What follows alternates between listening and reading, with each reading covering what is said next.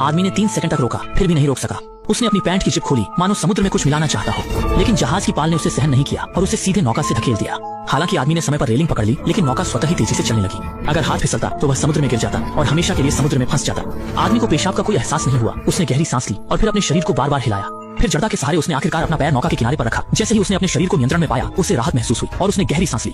पहले तो उसे लगा कि यह सिर्फ एक झूठी चेतावनी थी, लेकिन अजीब चीजें वास्तव में अभी शुरू हुई थीं। वह अभी भी डरा हुआ था और कोई जोखिम नहीं लेना चाहता था, इसलिए वह जहाज के अंदर गया, ईमानदारी से टॉयलेट खोला और कमोड में पेशाब करने लगा। तभी अचानक उसके पीछे टॉयलेट का दरवाजा बंद हो गया। आदमी ने अनजाने में देखा और मासूमियत से सोचा कि यह समुद्री हवा है, लेकिन जब उसने ऊपर देखा तो पाया कि स्काईलाइट कभी खुला ही नहीं था। लेकिन उसने ज्यादा नहीं सोचा, स्काईलाइट को खोल दिया ताकि समुद्री हवा पेशाब की गंध को दूर कर सके और वह आराम से पेशाब कर सके।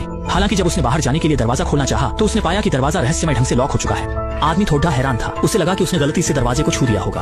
उसने दरवाजे का लॉक बाएं और दाएं घुमाने की कोशिश की, फिर उसने आगे खींचा और पीछे धकेला। अंततः उसने दरार को ऊपर से नीचे तक जांचा, लेकिन दरवाजा खोलने में असमर्थ रहा। जब वह उलझन में था, तभी दरवाजे के बाहर से वायरलेस रेडियो पर तेजी से संकेत आने लगे।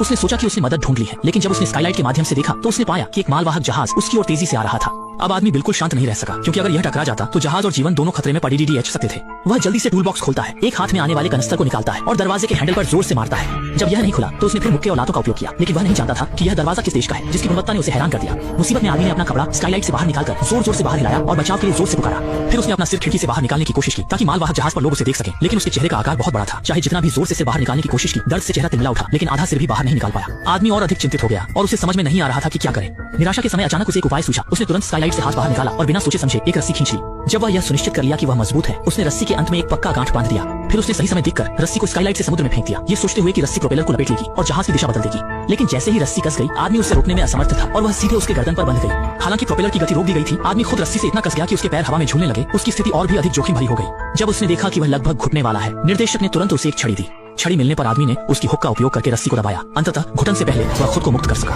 वह जमीन पर गिर पड़ा और भारी सांसें ले रहा था। उसका दिल भी तेजी से धड़क रहा था। लेकिन अगले ही पल आदमी ने एक और अधिक घुटन भरा दृश्य देखा।